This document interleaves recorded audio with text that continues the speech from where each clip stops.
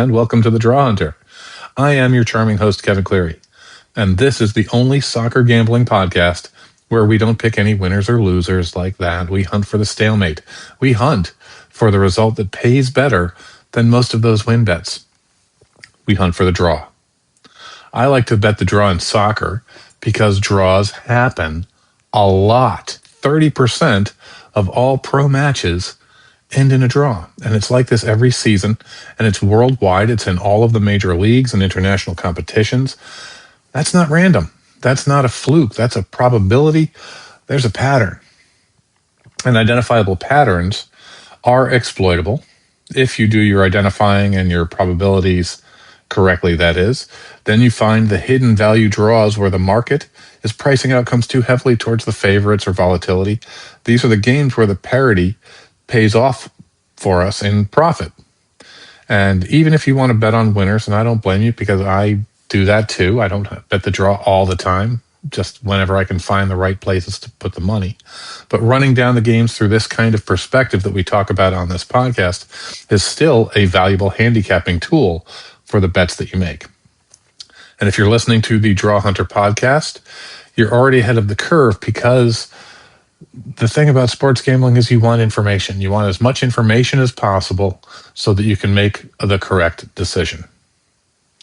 Now, before we get into this weekend's games, let's talk about some winners we had from the last episode. Of course, the episode before this, I had 6 winners out of 9 picks. And then I'm feeling good about myself. And we did some midweek action. We had 8 picks during the midweek action, and we only hit 2 of them. But we did hit Caracas FC versus Metropolitanos in the Sudamericana qualification match. They went to 0-0 and went to penalties after that. That draw paid off plus 225. Then we had Lyon versus Lens in the Coupe de France. A goal at the 4th minute of 6 minutes of stoppage time equalized the game to give us a winner at 2-2, and then the game went on to penalties. And that draw paid off plus 240. So even though there were only 2 winners, they still paid off in very healthy numbers. Now let's get into the games and the picks for this weekend. These fixtures will combine low scoring averages, balanced possession rates, historical draw frequency, and market pricing that combine to give us the contrarian value that we're looking for when we make a draw bet. These games that I'm going to talk about today take place this weekend, March 7th and 8th, 2026. First, we're going to start in the MLS. We've got a game between New York FC and Orlando City SC. The game is being played at Yankee Stadium. Go Yankees. New York FC, NYCFC. Oh, they got to get a few more C's in there. Is minus 20. They're the home favorite. Orlando is plus 280. The draw is plus 270. This season has just started out. New York has scored 3 goals this season. They've allowed 2. Orlando has scored 3 goals this season. They've allowed 6. But 40% of the games that these teams have played over the last few years have ended in a draw. 8 out of the last 20 games have ended in a draw. Multiple 1-1, 2-2 results. They're very historically very tight games between these two teams, regardless of the situation or the time of year when they play in the league. NYC's controlled home tempo meets Orlando's disciplined mid-block, producing one of the more naturally compressed fixtures in MLS. Neither side typically runs away from these matchups, and both have long draw profiles when facing similar opposition. I like this game. Now we're going to go over to Europe, and we're going to go to Serie A. And we've got Milan playing Inter. This is a big game for both of these teams. It's a derby. It's the Milan derby also. This is being played at the San Siro, so this is a home game for Milan. Inter is the visitor. Milan is plus 210. Inter is plus 130. The draw is plus 230. Milan has the ball about 52% of the time. Inter has the ball about 60% of the time. Both of these teams know how to score. Milan has scored 43 goals this season. Inter has scored 61 goals this season, and both of these teams have very strong defensive, with Milan giving up 20 goals and Inter only giving up 21 goals. So they're 3-1. Inter is 3-1 on the goals scored, and Milan is 2-1, over 2-1. They're both elite defensively, and in derbies like this, they're also often very cagey. The head-to-head history between these two teams, 2 out of the last 4 games over the last couple of years, 2 of the last 4 ended in a draw. There's a couple of 1-1s and some narrow 1-goal games between each other going back the last decade. Very draw-friendly fixture. The Derby della Madonnina is historically one of Europe's most draw-prone elite fixtures when both sides are in top 4 contention, like they are this year. Tactical respect, risk aversion, Derby pride, city pride, slower early phases of the game and strong defensive structures on both sides elevate the draw probability significantly. I think this is it's a game to bet the under. I think it's a game to bet the draw at the halftime.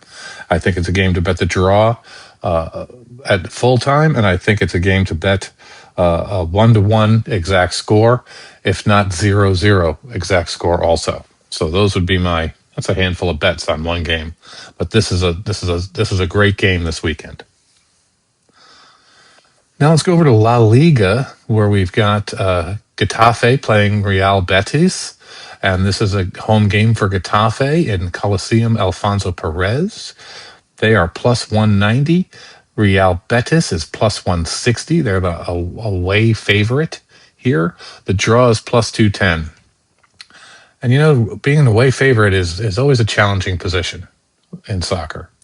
Ball possession rates. Getafe has the ball about 42% of the time. Betis has the ball about 48% of the time. There's slight scoring differentials. Getafe has scored 21 goals this year. Betis has scored 26. They've both allowed more goals. The Getafe's given up 29 goals compared to the 21 they've scored.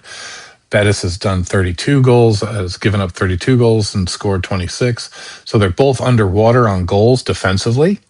And 2 out of the last 5 games that they've played, 3 out of the last 8 games have ended in a draw. There have been multiple 0-0, 1-1, and a whole bunch of 1-0 results. So the equalizer is always right there, available to right up until the end of the game for us, no matter what happens. And Getafe's got a low block, and Betis is a possession-heavy but often blunt attack. They create a classic stalemate profile. Historically, one of La Liga's most draw-friendly mid-table fixtures, and I love this game this weekend also. Then we've got FC St. Pauli versus Eintracht Frankfurt, and this is in the Bundesliga, which, by the way, remember my favorite statistic is the Bundesliga had one of the highest draw rates last year at 33% of all of the games played ended in a draw.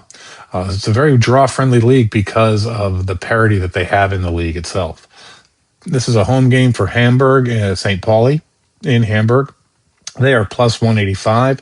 Eintracht Frankfurt is plus 150. The draw is plus 230. St. Pauli has the ball 45% of the time. Frankfurt has it 52%.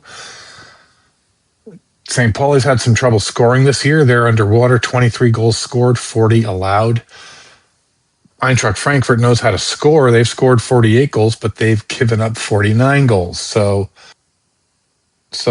they both know how to concede. They're mid-table defensive profiles. Neither is overly expansive in what they're able to do here. Their head-to-head history, the last 2 games, literally in the last year, 1 out of the last 2 was a draw, 2 out of the last 6. They're historically very tight when they meet. These are 2 fairly evenly matched sides with very similar tempos and defensive reliability. Unreliability, maybe, is a better word. Frankfurt's away matches often flatten out, and St. Pauli at home, they very, very rarely do they get blown out. So we're going with that one. The numbers add up there. Next, we're going to go over to Ligue 1 in France, where we've got RC Lens versus Metz. and this is a home game for Lens in the Stade Bollard de la Lys. And they are actually the favorite here at minus 140. Metz is plus 400. The draw is a fat plus 260. Lens has the ball about 49% of the time. Metz has the ball about 49% of the time. Lens scores more, probably why they're the favorite here. 45 goals scored, 21 allowed. Metz, 22 goals scored, 53 allowed. Lens is a low conversion team. Metz is a low scoring team overall. And yet, 4 out of the last 10 games between these two teams, 40% of the games have ended in a draw. There's a lot of, and in spite of the powerhouse of Lens being able to score, they just came out of a hard game this weekend against Lyon in the Coup de France, or I'm sorry, this week on Thursday in the Coup de France. A very hard game that they just played there, and now they're going to be playing again on Sunday. Lens often dominates territory without converting, while Metz specializes in dragging games into low event battles and getting a draw out of it. This is a classic Ligue1 compression spot this weekend. Now let's go to Liga Portugal. It seems like we've got almost one in every league in Europe this weekend, where we've got Estrela Amadora versus Gil Vicente, and this is a home game for Amadora. They are the plus 165 favorite, but Vicente is the plus 185 underdog, so you're really splitting the bean there. The draw is plus 210. Ball possession rates are very close, 48% versus 49%. Doesn't matter who's who. Well, Amadora is the 48 and Vicente is the 49. Amadora has scored 26 goals this season. They've allowed 41 goals. Vicente, they've scored 35 goals this season, but only allowed 23. They both concede goals late in the gals. They both concede goals late in the season, and 2 out of the last 5 games between these two teams ended in a draw. They're historically very tight, with very few multi-goal margins going back years between these two teams. They're almost always a one-goal game, no matter who wins. And these are actually 2 fairly evenly matched mid-table sides right now for all their scoring and all of Amadora's conceding. They're both, nearly identical statistical profiles. Portugal's league structure produces many draws in this exact kind of matchup. So now we're going to go over to Belgium, where we've got one of our favorites, Club Bruges. They're playing Anderlecht, and it's a home game for Bruges that makes them the 135 plus 135 favorite. Anderlecht is plus 190 as the underdog. The draw is plus 230. Bruges has the ball about 62% of the time. They like to dominate possession, but Anderlecht's no slouch. They have the ball about 53% of the time. They both know how to score. Bruges is a powerhouse in that area, 51 goals this season. Anderlecht has scored 39. They've only allowed 31, and Bruges has only allowed 32 goals too. This is a rivalry game between these two teams, and there have actually been no draws between them in the last few years, but they're almost all one-goal games. 1-0, 2-1, 1-0, 2-1, 1-0, 1-0, 1-0. It's one of Belgium, but if you go back further than just a couple of years of this recent team, it's one of Belgium's most draw-prone rivalries between these two teams. These are Yankees, Red Sox, these two teams. Both teams respect each other tactically, and the match often becomes a midfield chess game with the managers deciding how much risk they want to take on the pitch. I actually love that game in spite of some of the goals numbers differential. Let's go down to Greece, Belgium, yeah, down to Greece, where we've got the Olympiacos versus PAOK, and this is a home game for Olympiacos. They are plus 120. PAOK is plus 230. Talk about some games that have been fighting it out in the European midweek thing, so they're probably exhausted this weekend. The draw is plus 220. Olympiacos have the ball about 62% of the time. Guess what? PAOK have the ball about 62% of the time. Goals scored. Well, Olympiacos has scored 42 goals this season. PAOK has scored 48 goals this season. They're both super strong defensively. PAOK has only given up 15 goals for those 48 that they've scored. And Olympiacos has only given up 11 goals for the 42 that they have scored. These two have not had a draw in the last 2 years, so I think they're kind of due based on the way both of these teams are playing. But they have had multiple 1-1 and 0 results going back, further than the current team that we have right now. The recent games have all been super close. This is a Greek derby that is notoriously tight, with both sides prioritizing structure over risk. Again, risk aversion comes into play on the pitch here. Both of these teams will take a point in their positions right now. This is, I think, my strongest draw candidate of the entire slate, quite frankly. So there you go. Did I make a... Oh, shoot. I thought I forgot a game, but I didn't. Phew. Did I make a good case for these draws? Email me and let me know what you think. That's it for this episode of The Drawhunter. I am your charming host, Kevin Cleary. Still. Haven't changed since the beginning of the episode. New episodes for this show drop twice a week. Mondays for all the midweek action, and Thursdays like today. Even though we're running a little late, it's actually going to drop just after midnight on Friday, I believe. Thursday for the weekend slate, which our games are only on Saturday and Sunday this week, so it gives you time to listen to the show and then make some wagering decisions if necessary. Once again, please subscribe to our show. It's available on Apple Podcasts, Spotify, Amazon, iHeartRadio, or wherever you got your podcast today. If you have any questions, comments, or complaints, email us at drawhunterpodcast@gmail.com. That email again, drawhunterpodcast@gmail.com. From the entire Drawhunter team, thanks for listening and spending some time with us. And remember, there's no stopping it. Draws will happen.